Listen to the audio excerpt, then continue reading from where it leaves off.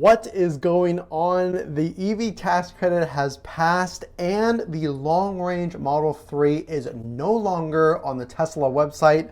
Let's get right into it. So this thing is constantly changing. We have new battery information about the battery components. We have a new schedule on when President Joe Biden will sign this into the bill at the end of the video. So make sure to subscribe to get all of those updates as they come out. Let's get right into it. So this is huge. Just like I predicted in the last video, the House has passed the EV tax credit. So now what happens is it moves on to President Joe Biden's desk. But there's new information on the battery restrictions. We talked about the long-range Model 3 is no longer available for order, but let's break down first the EV tax credit. The main restriction of the EV tax credit are the EV battery minerals, those critical components. But here's what you really want to know. So here's a good graph from Automotive News. So before 2024, so this coming year in 2023, which is when this takes place, this credit begins in January 2023. Before that, we have to hit 40% of the critical minerals must be extracted or processed in the US or a country that the US has free trade agreements, in effect, or from materials that are recycled in North America. So there's two things, critical minerals and battery components. So this is a sliding scale, and essentially it's going to get harder and harder and harder for Tesla or any other EV company to hand out or give these EV tax credits to you. So you can see here, it's 40% in the first year, 50, 60, 70, and 80% of those critical minerals must be meet those requirements by 2027. So as far as the battery components, not the actual minerals itself, but the components that make up the actual battery, it's another sliding scale with 50% of those components must be made or assembled in North America, and it goes all the way up to 100% of those components by 2029, but there's more. Final vehicles assembled must occur in North America for EVs sold after the bill is enacted. So this means that the assembly must happen in North America. So that does happen for Tesla. Now don't get this confused. Some companies have plants in Canada or Mexico. That doesn't matter. The actual cars, which Tesla does for this specific EV tax credit, must be assembled in North America. But the real news about this battery requirement is this graph right here, found on Tesla's documents. This is the supply chain for their batteries. So everyone was wondering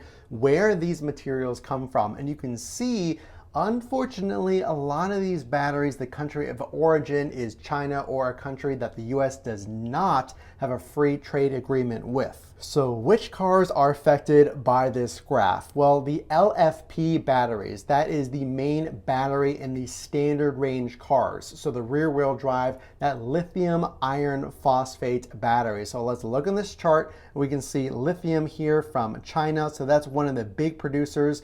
Now we know the battery from the rear wheel drive is made in China. It's that LFP battery. So immediately, because China does not qualify, it is not one of those free trade countries, that immediately removes the rear wheel drive Model 3. So look, we can break down this entire graph, but stick around. We're going to go into why the heck the Model 3 long range is removed from the website, especially that was the one we were targeting that could potentially have price decreases to meet this EV tax credit. But a lot of people are saying, well, can't EV manufacturers just mine directly and start mining for nickel and lithium? Can't they just do this directly here in North America? Well, unfortunately, you have to imagine the scale of this mineral mining. It's not as easy as just pivoting and choosing to mine or do this in-house domestically here in North America. It would take years for Tesla to pivot and find partners, ethical partners, or start it on their own, the mining business here in North America. So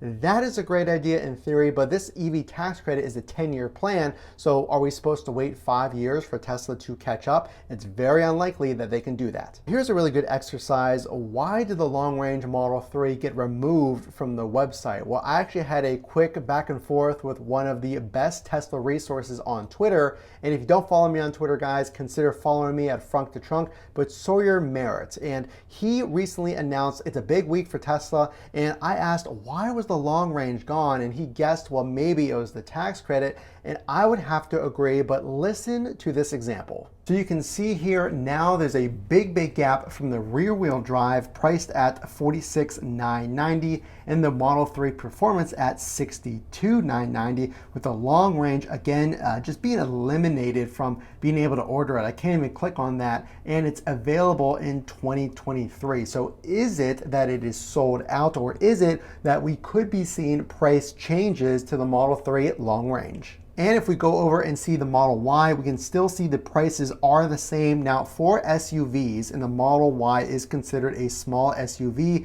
the price cap is $80,000. So the Model Y long range at $65,990 and the Performance at $69,990 do qualify for that $80,000 cap and the EV tax credit. But remember those critical minerals and battery components, two items that we're going to break down over the next few days. This is really a saga. That's why we're almost breaking this down into their own videos, because things are constantly changing. Just from yesterday, the long range is gone and the House has passed this act. So I want to know what you think down in the comment section below. Why is the long range removed? Is it price decreases, or is it sold out, or is it something else? And will we see potential changes here with prices on other models like the Model Y? So now I'm going to give you the actual schedule about what happens next and when you should expect this to be official. Well, President Joe Biden said today that there will be a signed bill next week. He plans on signing this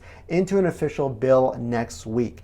And then as far as placing your order, if you currently have an order, you can contact the Tesla near you and request that order get delayed to 2023, so that if your car qualifies, and again, subscribe because we're gonna really dig into that and give you the official word, but you have to push delivery to 2023. If you're considering ordering a Tesla, you can really order it at any time, as long as you take delivery in 2023. I know there are some cars that you can still take delivery in 2022. So if you do want this EV tax credit, make sure your delivery date is next year. The only way I know, of course, you like this video is to drop a like and consider subscribing for those new updates coming very soon. It's going to be a really important week. Again, this is Matt from Funk to Trunk. We will see you in the next video.